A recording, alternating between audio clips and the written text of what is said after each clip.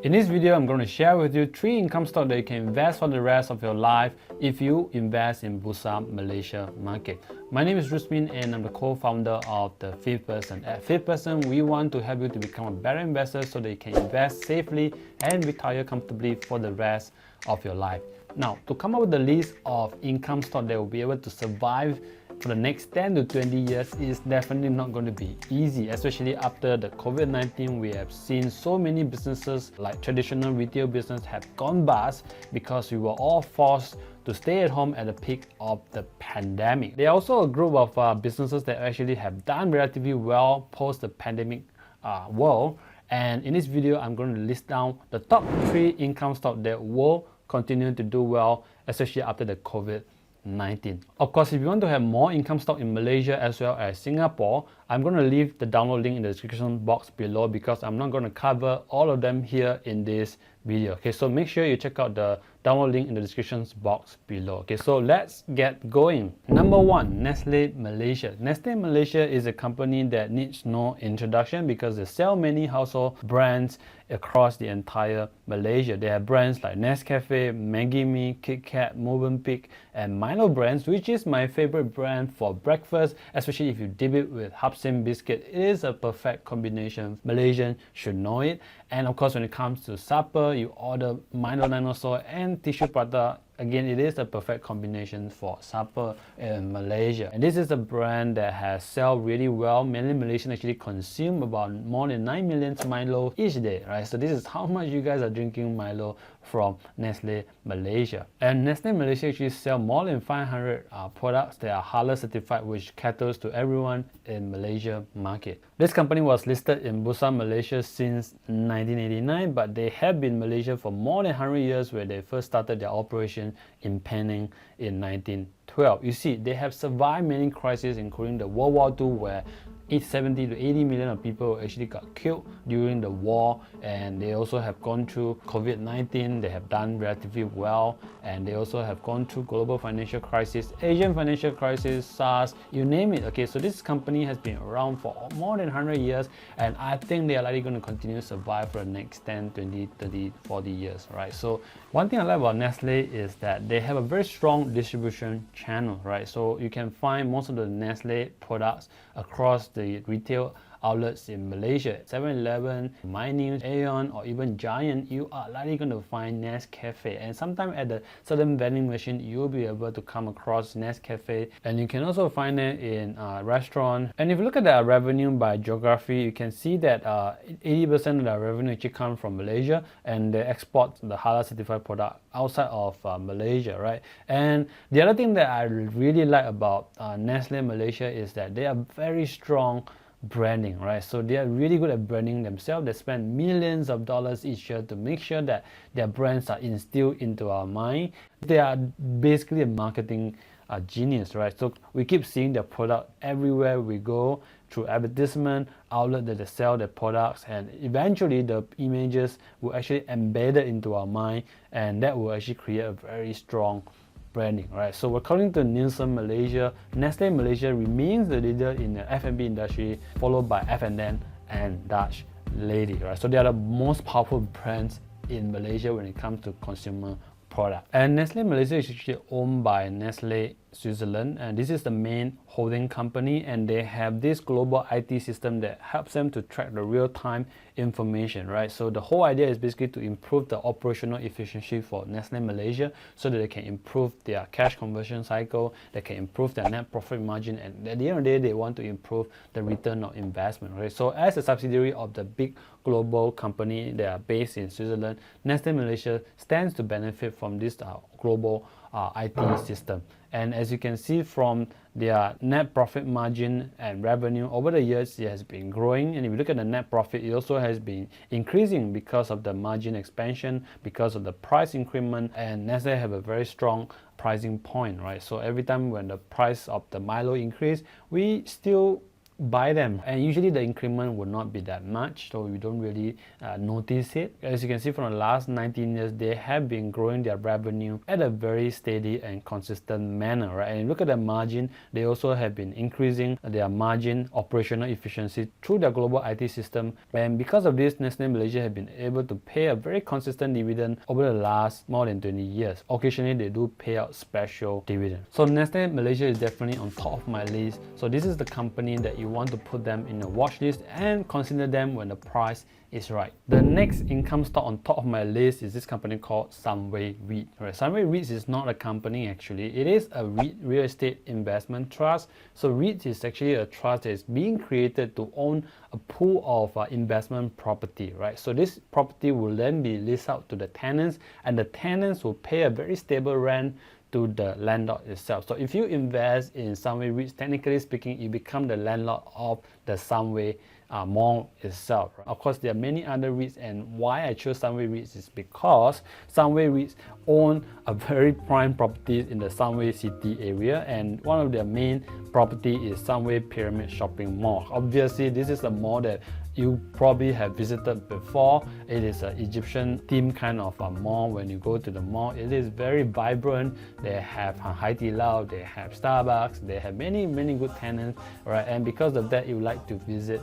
A lot of tourists, including the locals, actually like to visit Sunway Pyramid Mall itself. And on top of that, they're also surrounded by offices, hotels like Sunway Resort Hotel and Spa, Sunway Pyramid, Sunway Cleo Property. They also have a link to the university, to the malls, right? And because of that, they are likely going to channel all this traffic back into the mall, and this will create a very steady and traffic to the mall itself, and that will create a very sustainable stream of income, right? Of course, during the peak of the pandemic, their income was actually being affected, and they have to give out rental rebate because of the MCO, right? And we were all forced to stay at home, and because of that, they have to give rental rebates to the tenant, right? But post-pandemic, Sunway REITs is definitely likely going to come back because humans are just a social animal, right? We like to social with each other, and the best ways to social in Malaysia is, of course, going to the mall, right? And it's not like, you live in the Western country,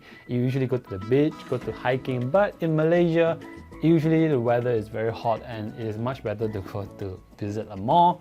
If you look at the list of properties that they own, look at the tenure, most of them are 99-year lease, and of course some of them are freehold. They have 5 freehold properties in their portfolio, and the rest are mostly leasehold, which their leases still left around 70 to 90 years. This is long enough for you to collect the rental income, right? And they also have the malls in the KL area. They also have the malls in Penang. Most of the malls are basically integrated so that you have a very strong catchment area. And if you look at the top 10 tenants, Padini is definitely one of them, and they contribute about 2.3% in the year of 2019, followed by Parkson, TGV, and the rest you can see from the list over here, right? But basically the top 10 tenants actually contribute about 13% of the total portfolio, so it is not concentrated. All right, so this is pretty much a diversified tenant. So if one tenant, for example, cannot perform well, like Parkson, right, they are struggling to compete with the e-commerce players.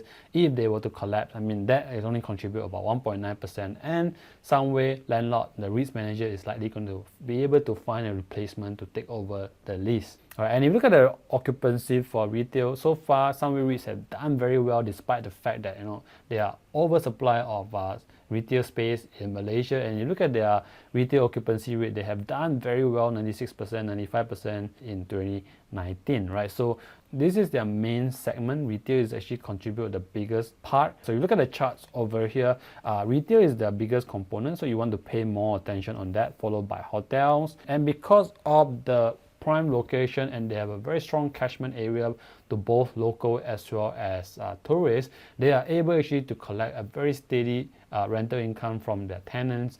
And because of that, they have been paying a very stable dividend since they got listed in 2011, from 6.58 cents all the way to 9.59 cents in 2019. Of course, you do expect that 2020 is going to be the year where they're going to get disrupted in terms of distribution per unit because of the COVID-19. But like I said, if you believe that COVID-19 is just a temporary event, Sunway actually present a very good opportunity for you to look at, especially after the price has plunged, right, because of the COVID-19. COVID-19. And the last income stock in my list is this company called Heineken Malaysia Berhad, right? So this is a company is one of my favorite because a lot of people love to drink beer, right? So Heineken Malaysia Berhad has the product that's catered to this market where consumption of beer can be very addictive, and because of that they have been making a lot of money over the last 10, 20, 30 years. Okay, so if you look at Heineken Malaysia Berhad, they actually carry popular brands like Tiger, Heineken, Guinness, Anchor, right, and also ciders like Apple Fog, right, which competes with Somersby apple cider, right? And they come up with 0% alcohol contents for Heineken, right? Have you tried? If you have not, give it a try because it is not that bad actually. One thing I like about Heineken Malaysia Berhad is that you can see them when you go to coffee shop, you go to pub, right? People drinking Tiger beers, Heineken, Guinness, Anchor, Berhad. And you can also find the product across retail outlets in Malaysia, convenience store, supermarket, and you can see from this photo over here, you have Heineken, Tiger, Guinness, all of them are actually owned by Heineken Malaysia Berhad, right? The main reason is because they have a very strong market share in Malaysia. In fact, they own about 60% market share. And if you look at the revenue by segment, you can see that on-trade actually account about 66% of their revenue, and followed by off-trade and e-commerce, which account about 34% of the top line, right? So at the peak of the pandemic, you can imagine that how badly Heineken Malaysia Berhad was affected at that point of time, because on-trade account about 66%, which is mainly restaurant and pubs, and because all these pubs were actually being forced to shut down, so the consumption of beer actually dropped significantly, and because of that their share price plunged because of the COVID-19, right? So if you look at COVID-19 as a one-off incident,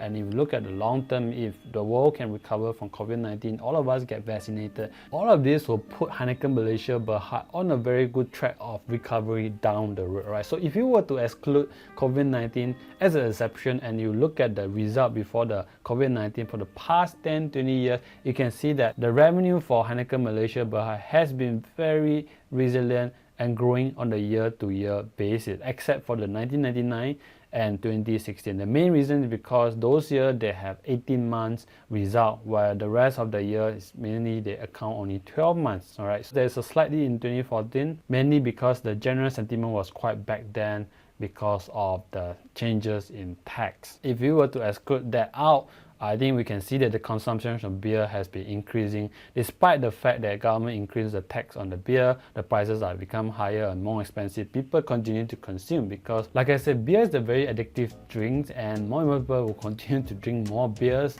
Especially in good time, you drink beers to celebrate. In bad time, you drink beers to drown away your sorrow, right? Some people drink even more, right? So that creates a very steady stream of income for Heineken Malaysia Berhad, and they will allow the management to pay out steady dividends back to the shareholders, right? So that's the beauty of Heineken Malaysia Berhad. And because of the constant stream of revenue, you can see that the Heineken Malaysia Berhad has been paying a very steady base dividends from 1999 all the way to 2019, and occasionally they do pay out a special dividend. Alright, so I've shared with you 3 income stocks that I wouldn't mind owning them for the rest of my life. But if you're interested in any of them, Heineken Malaysia Berhad, Nestle Malaysia, Sunway REITs, make sure you do your homework before you invest in any one of them, because this investment come with the REITs and I didn't cover them in this video, if you notice it, right? So make sure you do your home research, and also when it comes to successful investing, you want to have a good strategy in place. You need to know when is the best time to entry, when is the best time to exit, because I can give you a good stock, but you do not know when is the best time to enter, when is the best time to exit, you may end up losing money as well, right? So if you're not sure how to do it or where to begin with, I've created a special training webinar for you at theincomestrategy.com, where I'm going to show you how you can create an income portfolio that is going to pay you 6-figure in annual dividends, that is going to be very steady and sustainable, right? So make sure you check out my free training at theincomestrategy.com, and I'll also leave the download link in the description below, right? So I hope you enjoyed this video, and if you do, give a thumbs up to this video, share with your friend, and remember to subscribe for more contents like this, right? So I'll see you in the next video.